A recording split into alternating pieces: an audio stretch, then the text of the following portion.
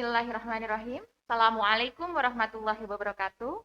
Anak-anakku semua, para kader bangsa kelas 11 IPS SMA Plus PGRI Cibinong, bertemu kembali dengan Bu Gina dalam pelajaran sosiologi.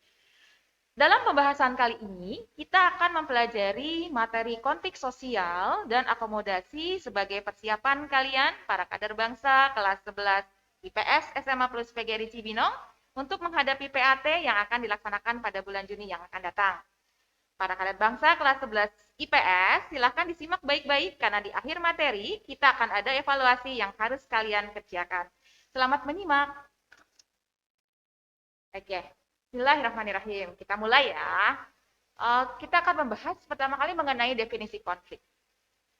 Konflik itu secara sosiologis diartikan sebagai suatu proses sosial antara dua orang atau lebih, bisa juga kelompok, di mana salah satu pihak berusaha menyingkirkan pihak lain dengan menghancurkannya atau membuatnya tidak berdaya.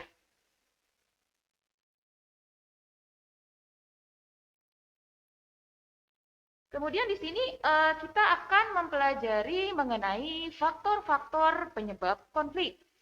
Ada 4 faktor penyebab konflik. Yang pertama adalah perbedaan antar individu. Nah, perbedaan antar individu ini termasuk di dalamnya adalah perbedaan latar belakang individu yang terdiri dari perbedaan agama, perbedaan jenis kelamin, perbedaan suku bangsa, perbedaan ras, perbedaan profesi, dan perbedaan asal daerah. Kemudian perbedaan kebudayaan. Nah, di sini kita ketahui bersama bahwa masyarakat Indonesia merupakan masyarakat yang multikultural, sehingga diperlukan adanya toleransi yang sangat tinggi. Jika tidak ada rasa toleransi, maka ini akan menyebabkan timbulnya konflik. Nah, faktor penyebab konflik yang selanjutnya adalah perbedaan kepentingan. Kemudian, yang terakhir adalah perubahan sosial yang cepat dan mendasar dalam sebuah masyarakat. Dan ini pun sama. Jika tidak disikapi dengan kesiapan masyarakat untuk bisa menerima arus perubahan sosial yang terjadi, ini bisa menimbulkan konflik sosial yang terjadi pada sebuah masyarakat. Oke, selanjutnya kita akan mempelajari tentang bentuk-bentuk konflik. Ada 2 bentuk konflik menurut Lewis A. Chaucer. Yang pertama yaitu ada konflik realistis yang berasal dari kekecewaan individu atau kelompok terhadap sistem dan tuntutan-tuntutan yang terdapat dalam hubungan sosial. Yang kedua, di sini ada konflik non-realistis. Adalah konflik yang bukan berasal dari tujuan-tujuan persaingan yang antagonistis atau berlawanan, melainkan dari kebutuhan pihak-pihak tertentu untuk meredakan ketegangan. Kemudian selanjutnya kita akan mempelajari ke pihak-pihak yang berkonflik. Nah, seperti yang sudah dijelaskan pada saat pertemuan sebelumnya di kelas bahwa untuk pihak-pihak yang berkonflik, menurut Suryono Sukanto ini ada konflik pribadi, konflik rasial, konflik antar kelas sosial. Kemudian ada konflik politik dan konflik internasional. Baik, kita akan bahas satu persatu ya, mulai dari konflik pribadi. Konflik pribadi ini terjadi antara 2 individu atau lebih, dikarenakan perbedaan pandangan, perbedaan kepentingan, perbedaan keinginan, dan sebagainya.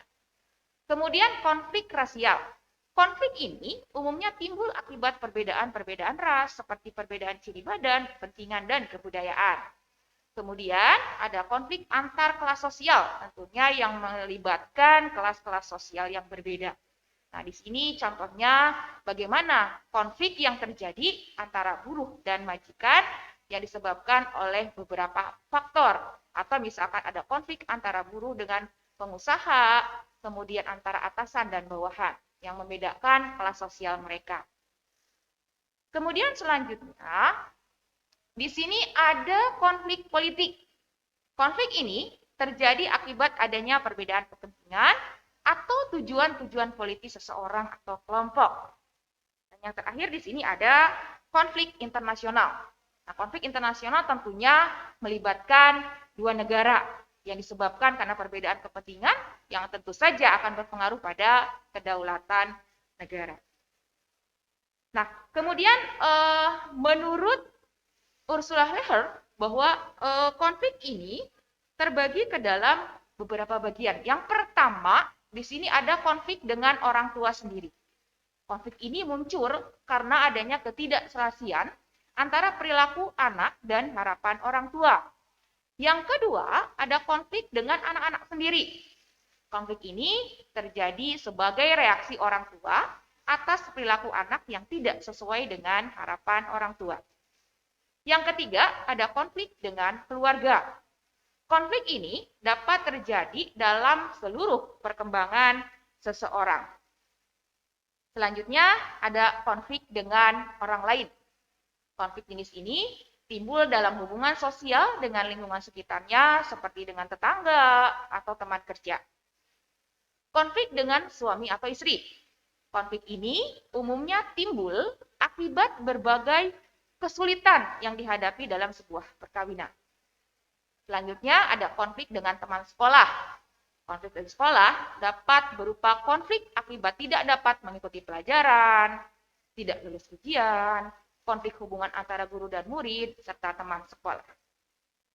Selanjutnya ada konflik dalam pemilihan pekerjaan. Konflik dalam pemilihan pekerjaan dapat berupa konflik yang timbul dari pekerjaan itu sendiri, seperti pekerjaan yang membosankan atau terlalu berat. Kemudian di sini ada konflik agama. Konflik ini umumnya berhubungan dengan pertanyaan-pertanyaan mengenai hakikat dan tujuan hidup, aturan dan perilaku yang bertentangan dengan agama.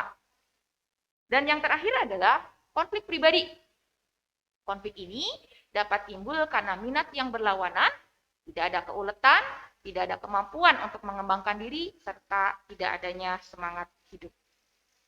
Oke, itu mengenai pihak-pihak yang berkonflik. Sekarang kita akan mempelajari mengenai dua sisi konflik.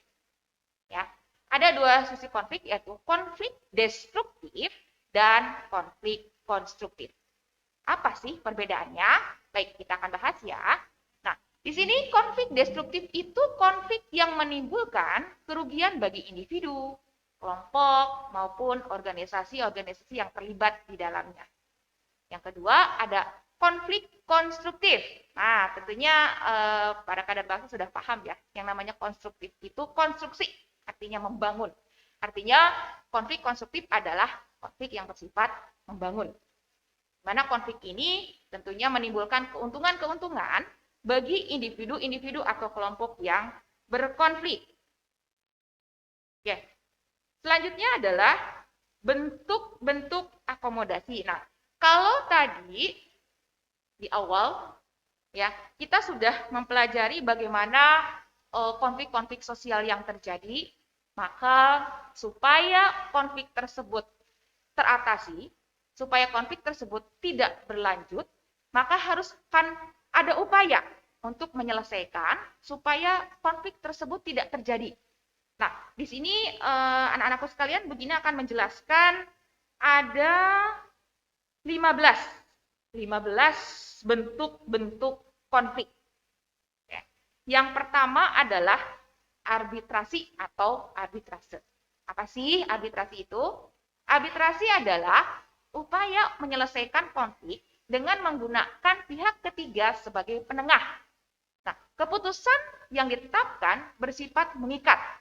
Artinya, keputusan sudah tidak bisa diganggu-gugat lagi oleh kedua belah pihak yang berselisih. Dalam arbitrasi ini, di sini diperlukan adanya pihak ketiga, di mana pihak ketiga ini kedudukannya lebih tinggi dibandingkan dengan pihak yang berkonflik. Sehingga pihak yang berselisih atau berkonflik itu harus menerima keputusan dari arbitrator tersebut. Sebagai contoh, misalkan di sini proses penyelesaian konflik antara Indonesia dan Malaysia dalam perebutan kedaulatan atau wilayah Kepulauan Spratly, kedua negara meminta bantuan lembaga arbitrasi internasional di Belanda. Kemudian dicapailah kesepakatan, dan di sini bahwa keputusannya dari hasil arbitrator tersebut diputuskan bahwa kepulauan tersebut kemudian dimenangkan oleh Malaysia, dan Indonesia di sini harus menerimanya walaupun tentu saja dengan berat hati. Ya. Kemudian Yang selanjutnya adalah mediasi. Sama halnya dengan arbitrasi. Mediasi juga memerlukan pihak ketiga sebagai penengah. Perbedaannya apa antara arbitrasi dan mediasi? Kalau arbitrasi, kedudukan pihak ketiga lebih tinggi dibandingkan dengan pihak yang berkonflik. Kalau mediasi, kedudukan pihak ketiga itu setara dengan pihak yang berkonflik. Sehingga di sini penunjukan pihak ketiga hampir sama dengan arbitrasi ya. Bedanya pihak ketiga hanya sebagai penasehat kalau dalam mediasi. Pihak ketiga hanya sebagai penasehat atau penengah saja. Dan keputusan yang diberikan tidak mengikat. Hanya sekedar memberikan saran saja. Hanya sekedar memberikan masukan dan nasihat saja. Contohnya di sini misalkan ada ketegangan yang terus-menerus terjadi antara pemerintah Republik Indonesia dengan Gerakan Aceh Merdeka atau GAM yang akhirnya dapat diselesaikan secara damai setelah melibatkan pihak ketiga, yakni negara Swedia, yang memberikan fasilitas bagi terselenggaranya pertemuan antara perwakilan dua kelompok tersebut untuk saling menjalin kesepakatan damai. Oke. Kemudian akomodasi yang ketiga adalah koersi. Koersi ini artinya paksaan. Artinya di sini bahwa bentuk akomodasi yang dijalankan secara memaksa supaya pihak-pihak yang berkonflik itu menyudahi konflik atau perselisihan yang terjadi. Nah, koersi adalah bentuk akomodasi yang dilakukan dengan memaksa fisik atau psikis dari pihak yang menduduki posisi kuat ke pihak yang menduduki posisi lemah. Karena faktor tersebut, pihak yang lemah, minoritas, atau tidak memiliki kedudukan tinggi harus mengalah dari pihak yang kuat, mayoritas, atau memiliki kedudukan tinggi. Contoh bentuk akomodasi ini adalah fenomena perbudakan, penjajahan, program tanam paksa yang dipaksakan oleh pemerintah Hindia Belanda pada rakyat Indonesia. Selanjutnya, ada di sini adalah kompromi. Nah, kompromi adalah bentuk akomodasi di mana masing-masing kedua belah pihak saling mengurangi tuntutan yang saling bertentangan agar terjadi kesepakatan bersama. Kesepakatan yang tidak merugikan salah satu pihak agar tercapainya penyelesaian dari perselisihan yang ada. Contoh kompromi sering ditemui di dunia politik, perdagangan, masalah ganti rugi. Misalnya, ketika ada dua partai politik yang punya kekuatan suara yang sama dalam merebut suatu kedudukan, pada umumnya mereka akan berkompromi untuk saling berbagi kuasa atau kedudukan tersebut. Nah, yang kelima, bentuk akomodasinya adalah toleransi. Toleransi adalah bentuk akomodasi di mana kedua belah pihak saling menghargai dan menghormati agar terciptanya kedamaian. Contoh di sini bagaimana sebagai seorang muslim yang baik, kita harus menghormati agama lain yang sedang melakukan ibadah dengan cara tidak mengganggu ketika mereka sedang beribadah. Demikian pun umat agama lain sebaliknya ya, seperti itu. Sama-sama saling menghormati, sama-sama bertoleransi satu dengan yang lain. Ketika ada sebuah hajatan di pinggir jalan misalkan, kita juga harus memperlambat laju motor saat melewati di depannya. Ini sebagai bentuk toleransi juga. Ya. Nah, kemudian toleransi yang harus dimiliki setiap masyarakat Indonesia terdiri atas berbagai latar belakang berbeda untuk menghindari terjadinya konflik horizontal. Selanjutnya, bentuk akomodasi yang keenam adalah konsiliasi. Konsiliasi adalah bentuk akomodasi yang dilakukan dengan mempertemukan pihak-pihak yang sedang berselisih di dalam satu forum perundingan untuk mencapai kesepakatan dan perdamaian bersama. Misalkan di sini antara suami istri yang bertengkar yang menyebabkan istri pulang ke rumah orang tuanya untuk menyelesaikan masalah, akhirnya suami dan istri tersebut dipertemukan dalam sebuah perundingan keluarga supaya terjadi kesepakatan. Ya.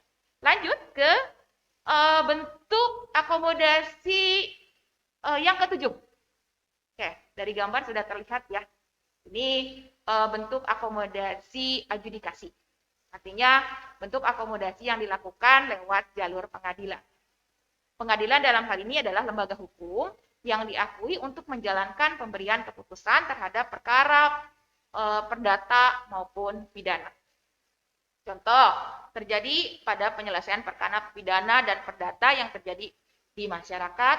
Seorang suami misalkan yang memutuskan untuk bercerai kemudian menunjuk pengadilan agama untuk membantu proses perceraian.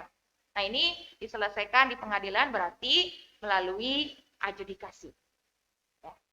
Lanjut ke yang akomodasi yang ke-8. Stalemate, jalan buntu. Nah, stalemate ini adalah suatu masalah yang selesai tanpa ada kesepakatan. Dikarenakan kesadaran dari masing-masing pihak yang tidak menginginkan terjadinya resiko fatal. Jika masalah dilanjutkan, stalemate bisa saja dibilang penyelesaian secara psikis karena masing-masing pihak mengurungkan niatnya untuk mencari kemenangan dalam menghadapi masalah.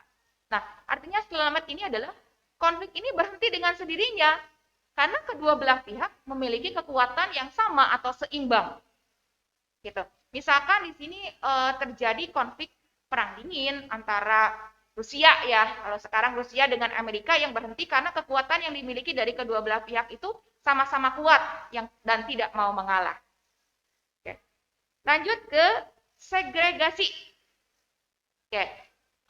Segregasi di sini yaitu bentuk akomodasi yang dilakukan untuk mencegah terjadinya konflik dengan menerapkan upaya saling memisahkan diri antara kedua pihak yang bertentangan. Contoh bentuk akomodasi ini kerap dilakukan di kepolisian karena ada demonstrasi antara dua kubu yang saling berlawanan. Nah, segregasi ini yaitu tadi. Jadi, upaya untuk bisa meredam ketegangan ketika misalkan ada terjadi sebuah demonstrasi. Ya, supaya masa-masa itu kemudian membubarkan diri seperti itu. Oke. Lanjut ke eliminasi. Ya. Eliminasi di sini merupakan bentuk penyelesaian konflik dengan salah satu pihak mengundurkan diri atas perselisihan yang terjadi. Misalkan di sini jika ada konflik antara si A dan si B bertengkar, lalu salah satu pihak dalam hal ini si A mengalah karena menyadari bahwa konflik ini tidak akan berakhir jika terus-menerus berlangsung. Kemudian yang ke-11 yaitu keputusan majority atau majority rule. Majority rule adalah penyelesaian konflik dengan cara mengambil suara terbanyak atau biasa disebut dengan voting. Pihak yang mendapatkan suara terbanyak akan memenangkan konflik. Sedangkan pihak yang memiliki suara yang lebih kecil harus bisa menerima dengan lapang dada dan menghormati keputusan yang telah disepakati. Contohnya dalam hal ini adalah misalkan terjadi majority rule pada saat pemilu dalam pelaksanaan demokrasi di Indonesia. Lanjut ya ke nomor 12. Akomodasi yang ke-12 adalah subjugation atau domination. Bentuk akomodasi ini adalah meminta pihak lemah untuk mentaati aturan pihak yang kuat. Dilihat dari keputusan yang dihasilkan, bentuk akomodasi tidak memuaskan pihak-pihak yang berkonflik. Contohnya, bentuk subjugation di sini adalah tidak diturutinya kumpulan demonstran oleh pihak pemerintah. Oke. Lanjut ke bentuk akomodasi yang ke-13 yaitu minority consent. Minority consent adalah penyelesaian konflik yang terjadi karena golongan minoritas tidak merasa dikalahkan karena mereka masih dapat melakukan hidup bersama-sama dengan kelompok mayoritas. Contoh minoritas consent adalah bagaimana masyarakat pemilih calon presiden yang kalah dalam pemilu. Ya. Kemudian yang ke-14 adalah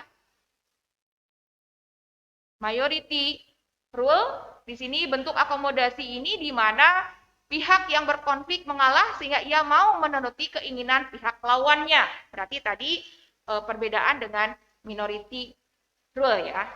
Nah, kalau di sini contohnya akomodasi ini adalah seorang kakak yang mengalah kepada adiknya karena saling berebut mainan, misalkan seperti itu.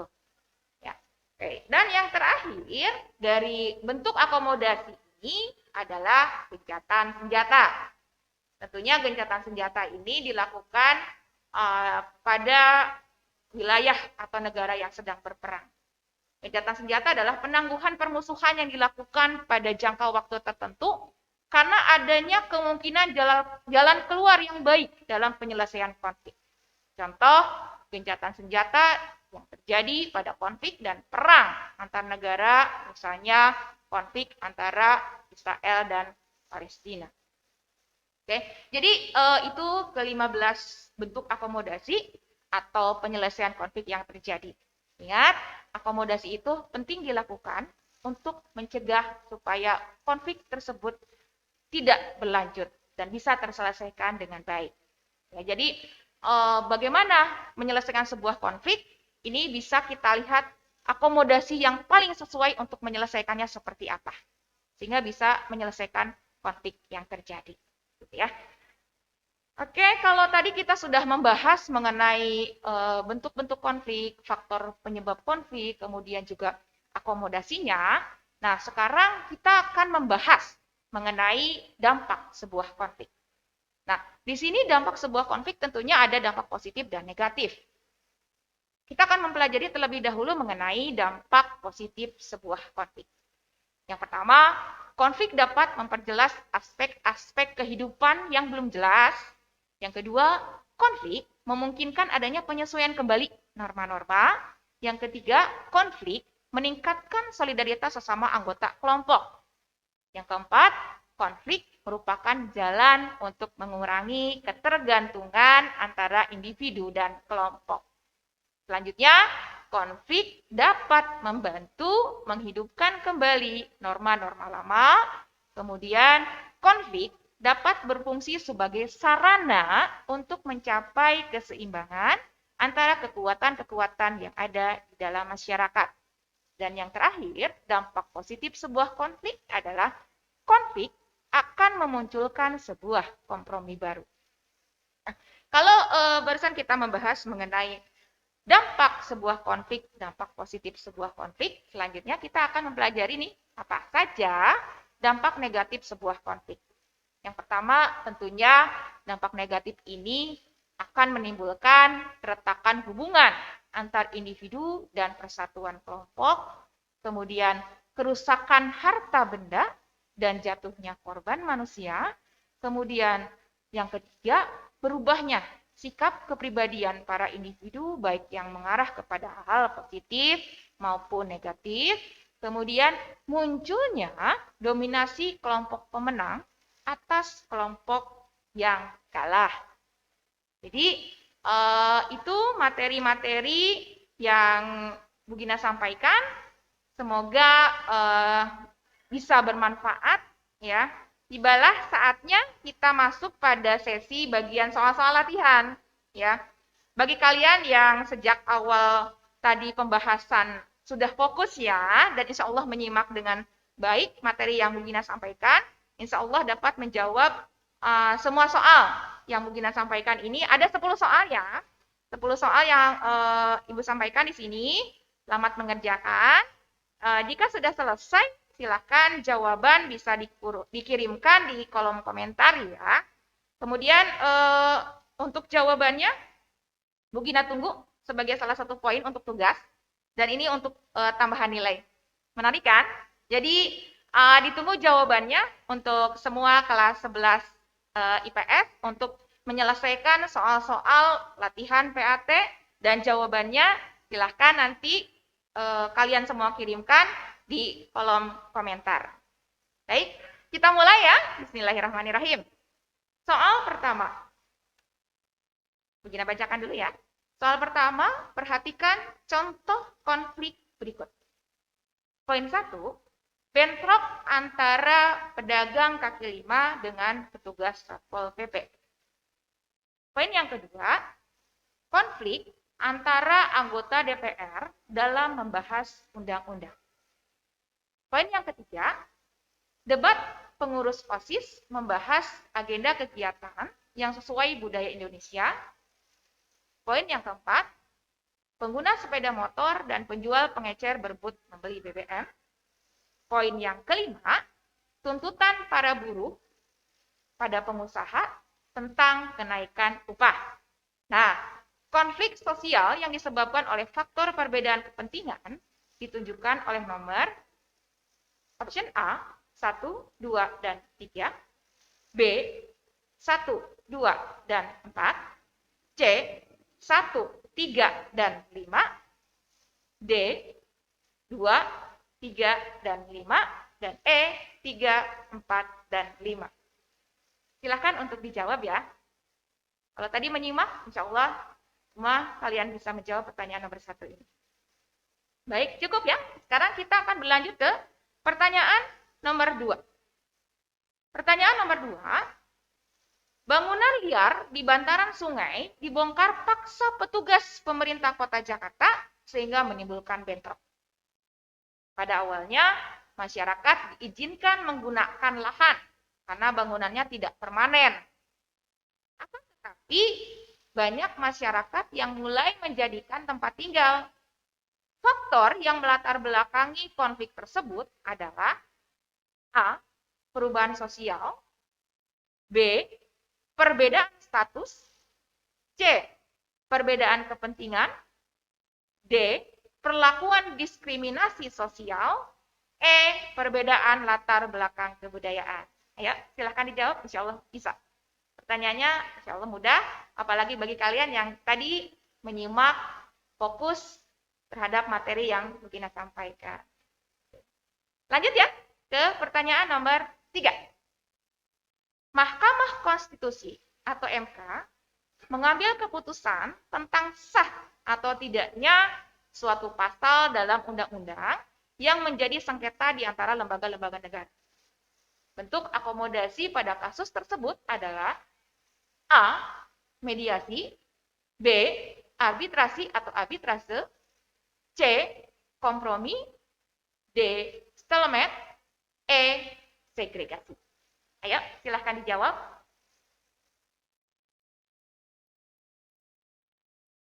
Oke, sudah cukup ya? Oke, lanjut ke pertanyaan nomor 4. Perhatikan ciri-ciri berikut. 1. Terdapat dua belah pihak yang mengalami konflik. 2. Pihak yang berkonflik meminta bantuan pihak lain sebagai penengah dalam proses perundingan. 3. Pihak yang berkonflik diberi kebebasan memberi keputusan setelah dipandu pihak ketiga. Proses penyelesaian konflik dengan ciri di atas dilakukan dengan cara A. Koersi, B. Mediasi, C. Arbitrasi, D. Negosiasi, E. Majority rule. Silahkan dijawab yang teliti ya. Di sini ada beberapa option kasusnya seperti ini, mana bentuk akomodasi yang sesuai. Oke, bisa ya? Oke, insya Allah bisa semua ya. Oke, lanjut ke pertanyaan nomor 5. Oke, silahkan simak ya. Upaya konservasi satwa langka oleh para pecinta satwa sering menuai konflik dari masyarakat. Banyak masyarakat yang tidak bersedia menyerahkan hewan langka mereka. Nah, jika dilihat dari faktor penyebabnya, konflik di atas disebabkan oleh A. Perbedaan latar belakang budaya, B. Perbedaan kepentingan, C. Perbedaan keyakinan, D. Ketimpangan sosial, E. Diskriminasi sosial. Oke, silahkan dijawab ya. Dari kasus seperti ini, kira-kira apa ya faktor pencetus atau faktor penyebab konflik tersebut? Lanjut ke pertanyaan nomor 6. Oke, siap-siap ya. Oke, semuanya silahkan disimak kembali. Seorang manajer perusahaan menghadapi masalah tentang pengalokasian dana untuk meningkatkan penjualan produk pakaian. Salah satu cara untuk mengalokasikan dana ialah dengan memberikan dana tersebut kepada divisi yang mampu mengelola dengan efektif dan efisien. Kasus ini adalah contoh konflik apa? Yang pertama, konflik kolektif, B. Fungsional, C. Ekonomi, D. horizontal, dan E antar kelas sosial. Oke, mana yang paling tepat untuk menjawab contoh konflik dari kasus ini? Mudah-mudahan bisa dipahami ya dan bisa menjawabnya dengan tepat. Oke, lanjut ke pertanyaan nomor 7. Oke, kita sudah sampai nih ke pertanyaan nomor 7. Soal nomor 7. Di masyarakat sering terjadi konflik yang beraneka ragam. Salah satunya adalah konflik vertikal. Nah, konflik vertikal ya. Konflik vertikal, munculnya konflik vertikal itu apa sih penyebabnya? Yang A, adanya perbedaan kepentingan antar kelompok. B, adanya perasaan senasib.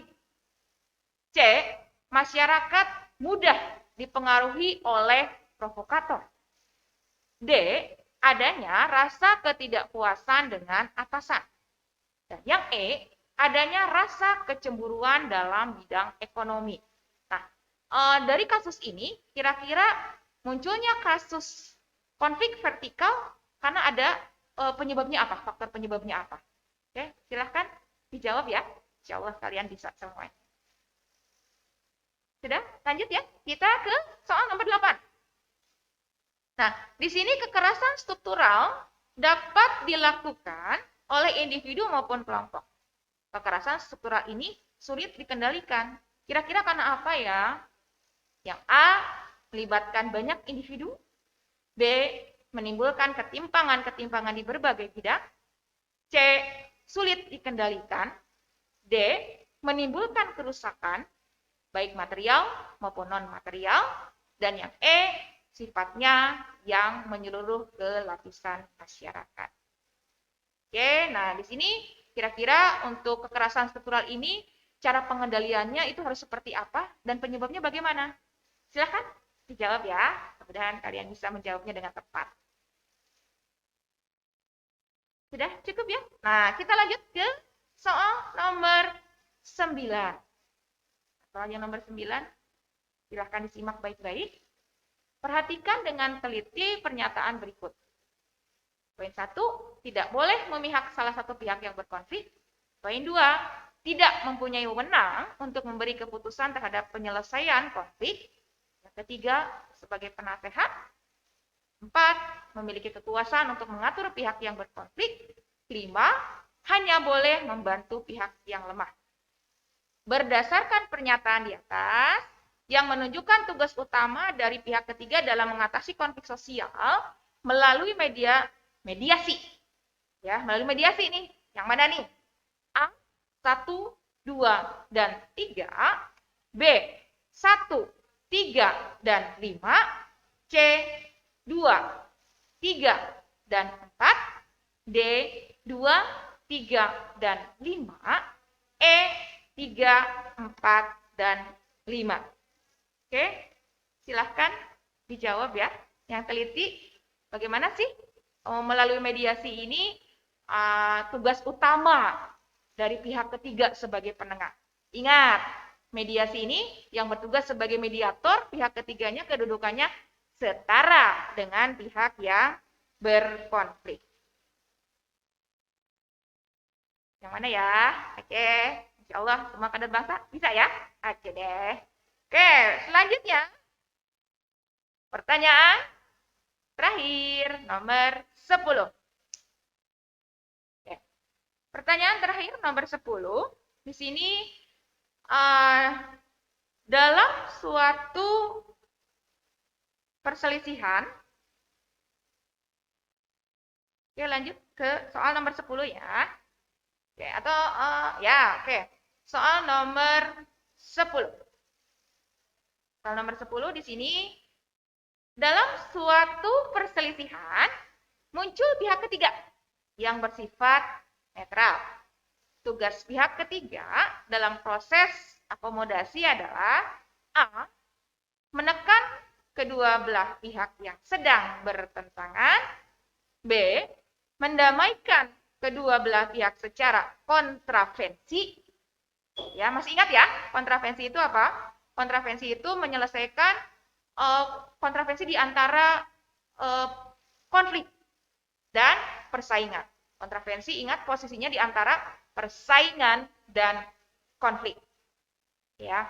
Kemudian di sini menyelesaikan masalah secara damai, menyatukan dua kebudayaan yang berbeda, kemudian menghakimi pihak yang bersalah. Nah, di sini pihak ketiga yang bersifat netral, tugasnya dalam proses akomodasi yang paling tepat yang mana nih? Oke. Yang mana ya? Yang paling tepat ya. Oke, sudah selesai? Sudah selesai ya 10 soal yang Bu Gina sampaikan lengkap dengan materi yang sudah kita bahas bersama-sama tadi. Ya, mudah-mudahan kalian bisa menjawabnya dengan baik. Oke, dengan tepat ya. Ditunggu sekali lagi jawabannya di kolom komentar ya. Jadi demikian materi dan latihan soal pelajaran sosiologi kelas 11 IPS tema plus PGRI Cibinong. Semoga bermanfaat, tetap semangat, jaga kesehatan. Semoga Allah selalu memberikan kemudahan, kelancaran bagi kita semua di dalam melakukan semua aktivitas kita sehari-hari dan kalian mendapatkan hasil terbaik dalam PAT nanti. Sekian dari Bu Gina, sekali lagi semoga bermanfaat. Mohon maaf apabila ada kesalahan. Assalamualaikum warahmatullahi wabarakatuh.